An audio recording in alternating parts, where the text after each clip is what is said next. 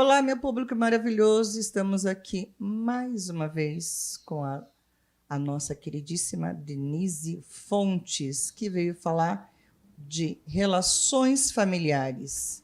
Gente, esse assunto é magnífico. Olá, Dê. Olá, querida. É um enorme prazer estar aqui de novo, como sempre. Não mais do que o nosso, né, gente? Adoro estar aqui com você. Nós também. Que bom. Então, vamos lá. Então, vamos falar de relações familiares, né? Relações familiares, eu acho que está envolvido tanta coisa. Envolvido Nossa. tudo, né? Todo tipo de relacionamento, né? Tudo começa em casa, na família, né? Exatamente, exatamente. Então, a gente pode, primeiro, talvez, a gente pode pensar no seguinte, como as constituições familiares, né? Como é que as configurações familiares. Sim. Então, a gente, graças a Deus, vem evoluindo muito a esse respeito com as configurações familiares, porque a gente entende que que a gente tem tido uma evolução e a gente tem tido uma multiplicidade de possibilidades de configurações familiares, que são os homoafetivos, que hoje em dia podem adotar, constituir família, que eu acho isso uma coisa incrível. E não necessariamente esses laços familiares eles são determinados pelo consanguíneo, por essa Sim. ligação. Ela pode ser também estabelecida pelo afeto. Né? Principalmente o afeto hoje, né? Exatamente, você pode nomear uma pessoa que você tem muito afeto, muita admiração, como seu pai, como sua mãe, como seu irmão, como sua irmã. Então, não necessariamente pelos laços consanguíneos, mas pelo afeto, respeito e carinho que você tem pelaquela pessoa. Quando a gente está fazendo terapia, a pessoa fala assim, nossa, eu tenho meu pai e minha mãe, mas eu tenho meu tio, que ele é meu pai. Isso. Aquela avó, no meu caso, né? Eu tenho minha avó que ela era minha mãe. Então, isso configura... Sim, estabelece um laço familiar afetivo. Né? Afetivo, exatamente. Que não precisa ter nascido realmente daquela pessoa, mas foi construída essa relação afetiva. Exatamente, né? Exatamente. Isso é muito incrível. E aí, o que acontece? O primeiro relacionamento que a gente tem na vida quando a gente nasce é o relacionamento familiar. Né? E aquilo vai reverberar, aquele laço familiar vai reverberar para o resto da sua vida. Então, o primeiro contato que você tem com qualquer tipo de relacionamento é aí. Né? E aí é que está a grande questão, é que a gente tem uma expectativa irreal de laços familiares. A gente tem uma expectativa de família tradicional brasileira que todos se juntam no Natal para a foto do Natal. Essa é a expectativa. A realidade é outra coisa. Muito, gente. E aí, o que acontece? Aí a gente vão aparecendo os relacionamentos tóxicos dentro de casa, os relacionamentos disfuncionais, as dificuldades, né, de se entender, de crescer, de se desenvolver, então estão dentro de casa, muitas vezes. Né? E aí a gente... grande oportunidade, eu entendo que é a grande oportunidade da gente crescer e se desenvolver. Né? É o que faz sentido, talvez, a gente crescer e se desenvolver, começando pelas relações familiares. E aí, assim, eu vou falar, é um assunto muito amplo, mas eu vou falar, assim, de pais, de 3 tipos de pais, para a gente entender mais ou menos, né, como é que são essas disfunções, essas relações. Então, a gente tem, primeiro, um pai extremamente rigoroso, extremamente rígido. Pais, né? Eu falo. Sim. Extremamente rígido, rigoroso, né? Esse pai, normalmente, ele cobra muitas responsabilidades e doa pouco afeto. Isso é uma característica.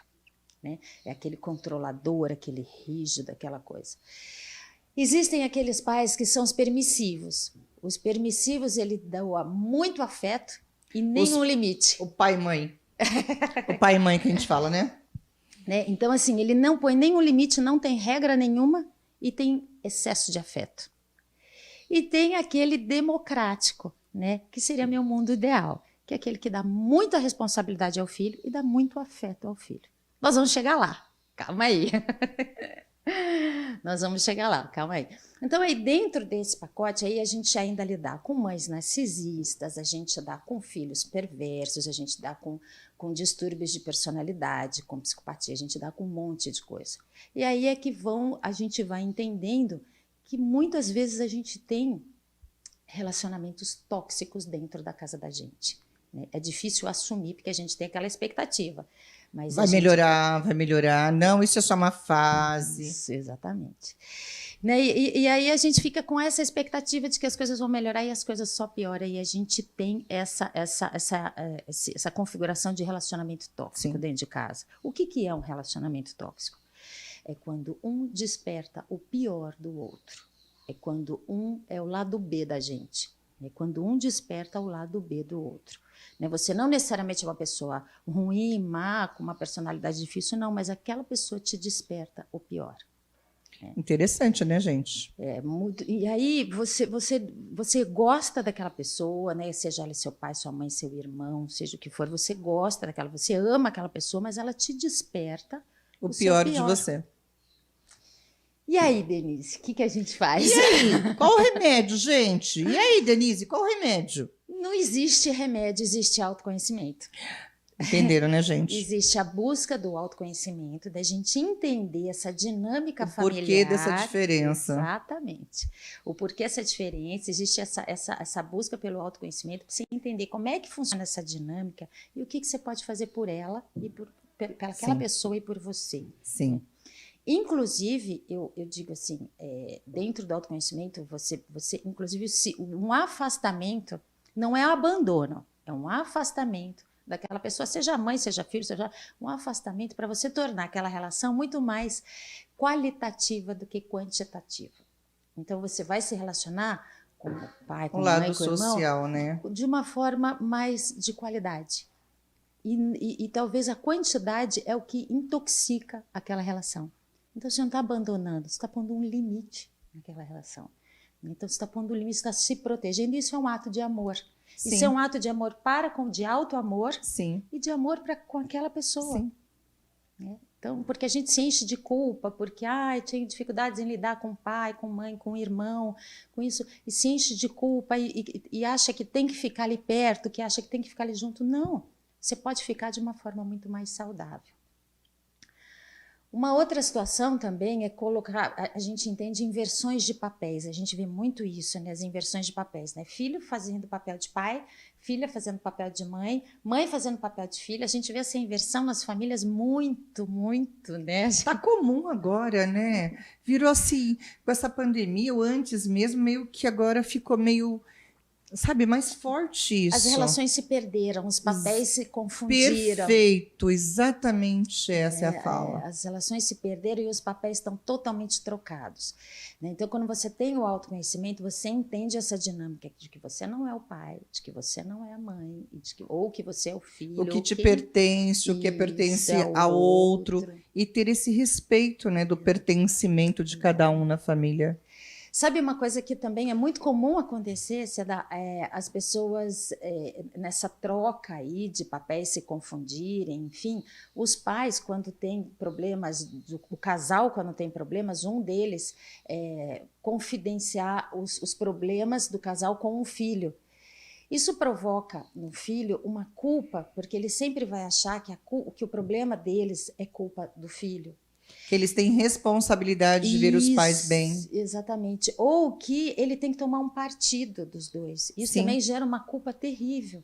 Né? Isso traz uma criança com uma criança ou um adolescente... Com responsabilidade que não cabe. Isso vai dar uma mudança no caráter dele amanhã na relação que ele for trazer para ele. Isso, exatamente. Né? É muito nocivo isso. Mas o que vocês estão falando é impossível de ser... analisado. Não, é possível. Quantas vezes a gente vê em separações? Eu já falei para o meu filho, olha isso, aquilo da sua madrasta, do seu pai.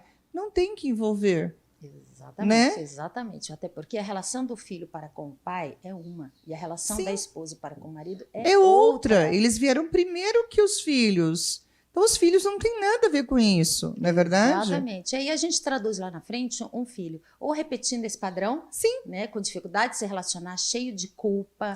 Né? Então, quando você tem um autoconhecimento, a probabilidade de você repetir esse padrão é muito menor. Consciência, gente. E como buscar esse autoconhecimento, doutora Denise Fontes? Olha, a terapia sempre é um caminho mais... talvez um dos caminhos, eu não vou dizer fácil, não é fácil, mas é o caminho mais possível. e mais ali de bate-ponto, né? Exatamente. Porque o primeiro que se busca numa situação dessa é a terapia. Isso, porque você vai se entender. E quando você se entende, você faz mudanças ali dentro de você que Sim. reverbera no outro. Sim. Né? Que vai reverberar em quem está ao seu redor. Sim. Né? E aí, assim, você consegue colocar os papéis, cada um tomar o seu papel, você consegue colocar um limite, você consegue transformar essa relação em qualitativa. E eu acho também, assim, a dica, né? O fica a dica, eu acho. Por favor, qual é a dica que você dá sobre tudo isso? Então, Seda, eu acho que mais importante do que a gente querer fazer as escolhas para os filhos, do que a gente querer trazer a felicidade para os filhos, é a gente ensinar eles a passar por dificuldades. Porque a felicidade vem depois, aí o caminho eles sabem, o caminho eles vão descobrir. Mas, Denise, se a gente não passar pelas dificuldades, como saber o sabor da felicidade? Exatamente. Por isso que a felicidade está lá na frente. Nossa! Foi longe. Essa reflexão foi longe, mas é verdade. Porque se a gente ensinar eles a passar as dificuldades, a passar, né, com equilíbrio, com resiliência, com paciência, com razão, a felicidade é só consequência.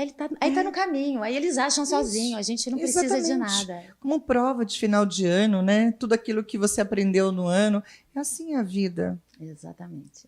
Mas a gente tem essa coisa da gente querer deixar os filhos tão pronto e não querer deixar eles passar por aquilo que nós passamos e acaba a gente tirando aquela história da borboleta, né? Que você quer tanto ajudar a borboleta a sair do casulo e você acaba aleijando a borboleta. Exatamente. É mais ou menos isso. Você traduz ali depois com adultos e filhos inseguros, com problema de autoestima, sim. problema de se relacionar. Sim. Né? Então, essa superproteção também é tóxica. Você sabe que eu tenho visto muitas pessoas assim, o pai bateu na mãe. E o filho nunca gostou de ter visto o pai batendo na mãe. Mas, naturalmente, você vê alguns, hoje, casais jovens, que eles estão batendo nas mulheres. Mas eu não queria isso, eu detestava isso do meu pai. Mas ele acabou tendo, né, essa coisa, essa ligação tão forte que aquilo que ele detestava, ele acabou copiando. E a referência, né? A referência de se relacionar. Ele cresceu nessa referência. Sim. De que, para se impor, você se impõe à força. Sim. Né? Para ser ouvido, tem que ser a força. Sim. Né? Então, aí a referência que ele tem, provavelmente, ele vai achar que apanhar ou ela é uma coisa natural, ou que bater é uma coisa natural. Perfeito, nossa doutora Denise Fontes. Amiga, deixa aí um conselho para os nossos telespectadores, seus contatos, que ela volta, gente. Ela volta logo, logo com outro papo maravilhoso. Volta sim. Eu acho que o mais importante é isso, é a gente entender e respeitar, né, essa dinâmica familiar e buscar sempre ajuda. Né? E isso não significa abandonar, mas isso significa... E não é vergonha, gente. Buscar ajuda não é vergonha. Expor para um profissional que a família não está legal, isso é sinônimo de amor, né? Amor, de alto amor e amor para com o outro. Amor, exatamente. Não é vergonha, é amor. É isso aí. Os meus contatos são, o Instagram é Denise Fontes com 2 S no final. O meu telefone para consultas é 11 98513 1227. Gente, ela faz consultas online, tá? Sim, não se preocupe, não, tá? Aqueles que não querem se expor ou sair da casinha, mesmo assim ela atende, tá bom?